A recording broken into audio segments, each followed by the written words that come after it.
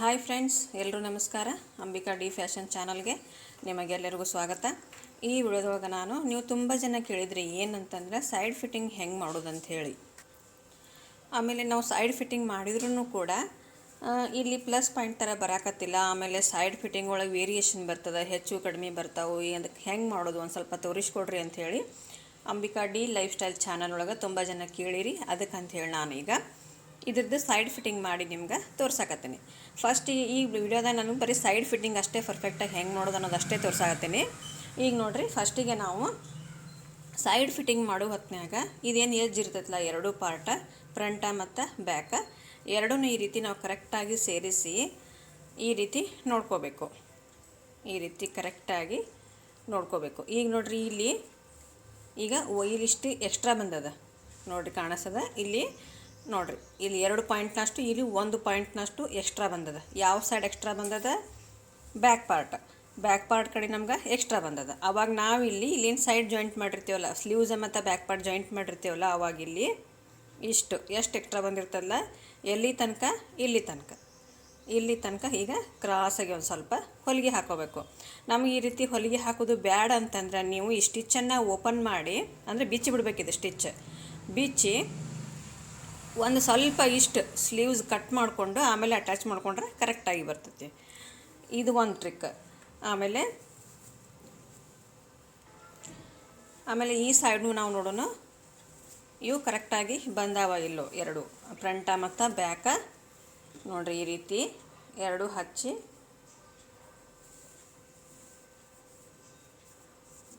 ಇವು ಕರೆಕ್ಟಾಗಿ ಬಂದಾವೋ ಇಲ್ಲೋ ಅಂತಂದ್ರೆ ನೋಡಿರಿ, ಇಲ್ಲಿ ಇಷ್ಟು ಎಕ್ಸ್ಟ್ರಾ ಬಂದದ.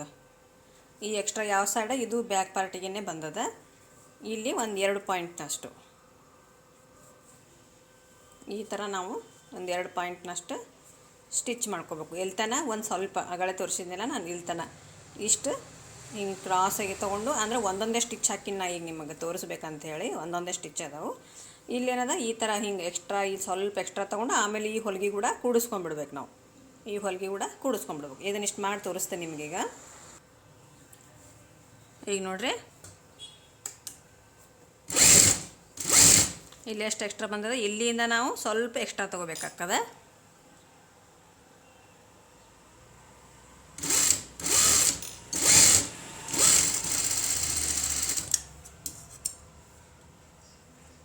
ಆಮೇಲೆ ಗುಂಜೆಲ್ಲ ನಾವು ಕಟ್ ಮಾಡ್ಕೊಂಬಿಡ್ಬೇಕು. ಗುಂಜ ಬಂದರೆ ದಾರದ ಗುಂಜ ಅದಿದ್ರೆ ಫಿನಿಶಿಂಗ್ ಕಾಣಿಸಲ್ಲ, ಅದಕ್ಕಂತೇಳಿ ಅವತ್ರ ನಾವು ಕಟ್ ಮಾಡ್ಕೊಂಬಿಡ್ಬೇಕು.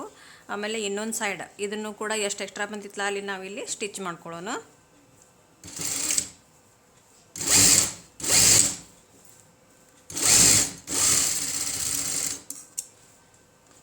ಇಷ್ಟು ಸ್ಟಿಚ್ ಮಾಡಿದ್ದಾಯಿತು. ಈಗ ನೆಕ್ಸ್ಟ್ ನಮಗೆ ಸೈಡ್ ಫಿಟ್ಟಿಂಗ ಹೆಂಗೆ ಮಾಡೋದು ಅಂಥೇಳಿ ತೋರಿಸ್ತೀನಿ ನೋಡಿರಿ. ಈ ರೀತಿ ಬ್ಯಾಕ್ ಪಾರ್ಟ್ ಒಂದೇ,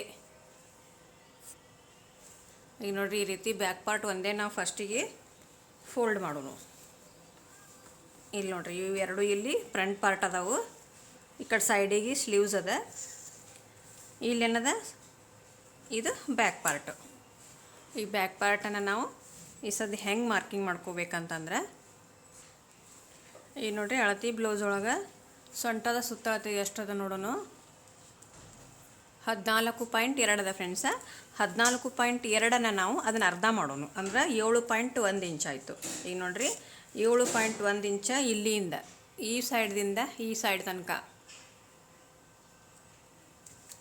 ನೋಡಿರಿ, 7.1 ಇದು ಕರೆಕ್ಟ್ ಅಳತೆ. 7.1 ಇಂಚ್ ಈ ಥರ ನಾವು 4 ಸೈಡ ಮಾರ್ಕ್ ಮಾಡ್ಕೊಂಡಿದ್ದಾಯಿತು.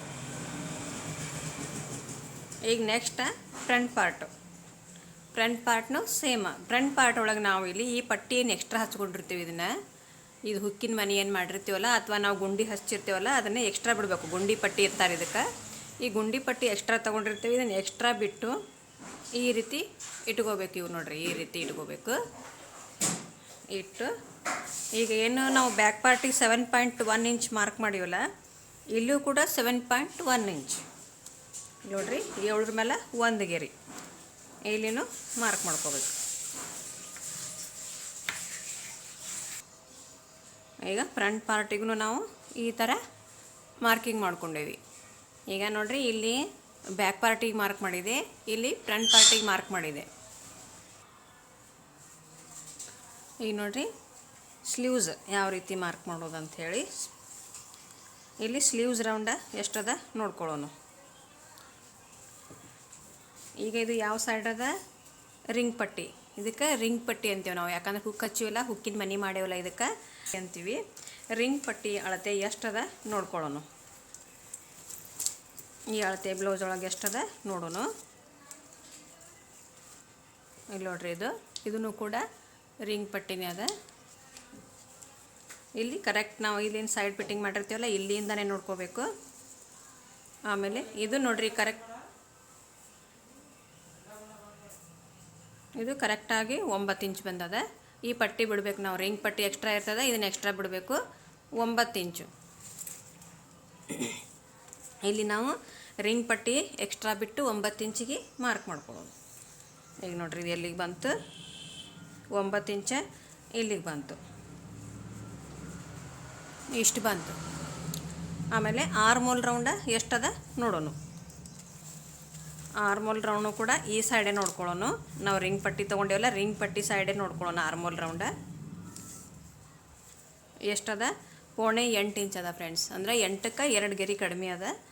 ಇಲ್ಲಿನೂ ನಾವು ಅಷ್ಟೇ ತೊಗೋಬೇಕು. ಇಲ್ಲಿ ನೋಡ್ರಿ, ಎಲ್ಲರೂ ಏನದ ಆರ್ಮೋಲ್ ರೌಂಡ ಮತ್ತು ಚೆಸ್ಟ್ ಮ್ಯಾಚ್ ಆಗಂಗಿಲ್ಲ ಅಂತೀರಿ. ಈಗ ನೋಡ್ರಿ, ನೀವು ಮುಂದೆ ಕರೆಕ್ಟಾಗಿ ಎರಡು ಕರೆಕ್ಟ್ ಮ್ಯಾಚ್ ಆಗ್ಯಾವ. 0.8 ಇಂಚ ಆರ್ಮೋಲ್ ರೌಂಡ, 9 ಇಂಚ ಚೆಸ್ಟ್. ಆಮೇಲೆ ಇಲ್ಲಿ ಸ್ಲೀವ್ಸ್ ರೌಂಡ್ನು ಮಾರ್ಕ್ ಮಾಡ್ಕೊಂಡು ಎಷ್ಟದ ಅಂಥೇಳಿ. ಈ ಸ್ಲೀವ್ಸ್ ರೌಂಡ್ ನೋಡ್ರಿ,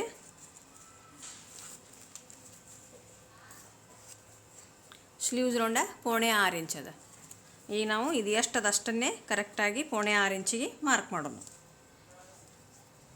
ನಾವು 1-2 ಪಾಯಿಂಟ್ನ ಜಾಸ್ತಿ ತೊಗೊಂಡು 6 ಇಂಚಿಗೆ ಮಾರ್ಕ್ ಮಾಡೋಣ ನಾವು.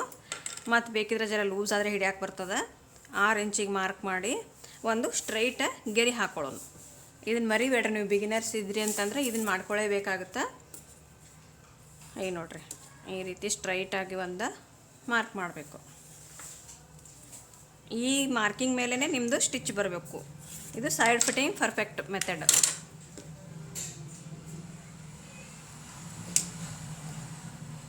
ಈಗ ಈ ಲೈನ್ ಮೇಲೆ ನಾನು ಸ್ಟಿಚ್ ಮಾಡ್ತೀನಿ ನೋಡ್ರಿ.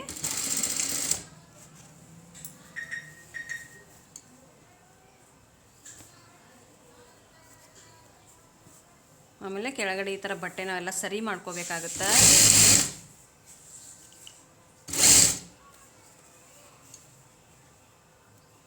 ಈಗ ನೋಡ್ರಿ, ಇದೇನು ಇದೇನು ನಾವು ಎಕ್ಸ್ಟ್ರಾ ಬಟ್ಟೆ ತೊಗೊಂಡಿರ್ತೀವಲ್ಲ ಸ್ಲೀವ್ ಜಾಯಿಂಟ್ ಮಾಡೋದು, ಇದು ಯಾವಾಗಲೂ ಈ ಕೆಳಗಿನ ಸೈಡ ಮತ್ತು ಇಲ್ಲಿ 2 ಈ ಮೇಲ್ಗಡೆ ಬರಬೇಕು. ಕೆಲವೊಬ್ರು ಏನು ಮಾಡ್ತೀರಿ, ಈ ರೀತಿ ಸ್ಟಿಚಿಂಗ್ ಮಾಡ್ತೀರಿ. ಈ ರೀತಿ ಮಾಡಬಾರ್ದು, ಈ ರೀತಿ ಮೇಲ್ಗಡೆ ಬರಬೇಕು. ನೋಡಿರಿ, ಈ ರೀತಿ ಸ್ಟಿಚ್ ಮಾಡಿಬಿಡ್ತೀರಿ ಕೆಲವೊಬ್ರು. ಈ ರೀತಿ ತಪ್ಪು ಮಾಡಬಾರ್ದು. ಇದು ಯಾವಾಗಲೂ ಈ ರೀತಿ ಮೇಲ್ಗಡೆ ನಾವು ಮಾಡಿಕೊಂಡು ಇದ್ರ ಮೇಲೆ ಸ್ಟಿಚ್ ಹಾಕಬೇಕು. ಈ ಕೆಳಗಿನ ಸೈಡನ್ನು ಮೇಲ್ಗಡೆನೇ ಇರಬೇಕು. ಈಗ ನೋಡಿರಿ,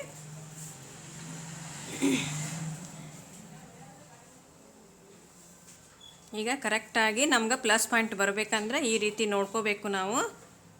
ನೋಡಿ, ಆಮೇಲೆ ಇದು ಕರೆಕ್ಟ್ ಎಲ್ಲಿಗೆ ಬರ್ತದಲ್ಲ ಅಲ್ಲಿಗೆ ನಾವು ಕರೆಕ್ಟ್ ಈ ರೀತಿ ಹಿಡಿದು ಸ್ಟಿಚ್ ಮಾಡ್ಕೋಬೇಕು.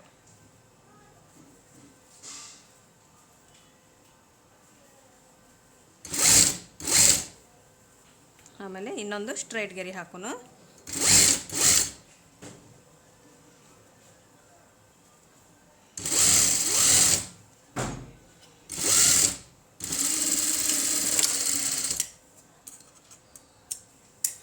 ನೋಡ್ರಿ, ಈ ಸದ್ದಿದು ಪರ್ಫೆಕ್ಟ್ ಫಿನಿಶಿಂಗ್ ನೋಡ್ರಿ. ಈಗ ಇದ್ರ ಬಾಜು ನಾವು 2 ಪಾಯಿಂಟ್ ಅಂದ್ರೆ 1/4 ಇಂಚಿಗೆ 2 ಸ್ಟಿಚ್ ಹಾಕೋನು.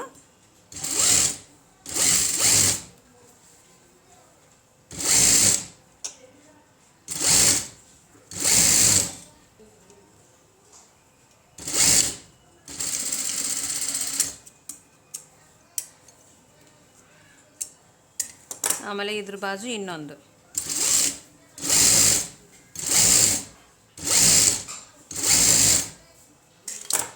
ಈಗ ಇಲ್ಲಿ ಏನು ಎಕ್ಸ್ಟ್ರಾ ಬಟ್ಟೆ ಬಂದಿರ್ತದಲ್ಲ ಇದ್ರ ಮ್ಯಾಲೊಂದು ಎಜ್ಜಿಗೆ ಸ್ಟಿಚ್ ಹಾಕೋನು.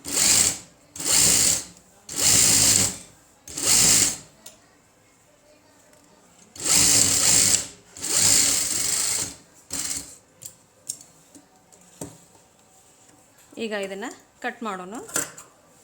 ಎಕ್ಸ್ಟ್ರಾ ಬಟ್ಟೆ ಏನು ಬಂದಿರ್ತದಲ್ಲ ಅದನ್ನು ನಾವು ಕಟ್ ಮಾಡಿ ತೆಗೆದುಬಿಡ್ಬೇಕು. ಇಲ್ಲೇನಾದ ದಂಡಿಗೆ ಓರ್ಲ್ಯಾಕೆ ಹಾಕಬೇಕು ನೋಡಿರಿ. ಈ ರೀತಿ ಸೈಡ್ ಫಿಟ್ಟಿಂಗ್ ಬರಬೇಕು.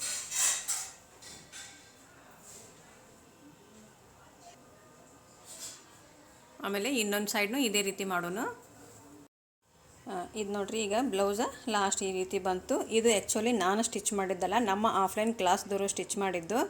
ಯಾಕಂದರೆ ಅವರಿಗೆ ಈ ರೀತಿ ಸೈಡ್ ಫಿಟ್ಟಿಂಗ್ ಮಾಡೋದು ಗೊತ್ತಿರಲಿಲ್ಲ. ಅವರಿಗೆ ನಾನು ಇದನ್ನು ಮಾಡಿಕೊಟ್ಟಿನ ಅವ್ರಿಗೆ ಕಲ್ತಂಗೆ ಹಾಕೋದಂತ. ಯಾಕಂದರೆ ಇದು ನಾನು ಸ್ಟಿಚ್ ಮಾಡಿದ್ದಲ್ಲ. ನಾನು ಸ್ಟಿಚ್ ಮಾಡಿದ್ದು ಹೆಂಗೆ ಬರ್ತಾವನೋ ನಿಮಗೆ ಗೊತ್ತದ, ತೋರಿಸ್ತೀನಿ. ನಾನು ಸ್ಟಿಚ್ ಮಾಡಿದ್ದು ನಿಮಗೆ ಬ್ಲೌಸ್ ನೋಡಿರಿ, ಇದು ನಾನು ಸ್ಟಿಚ್ ಮಾಡಿರೋದು.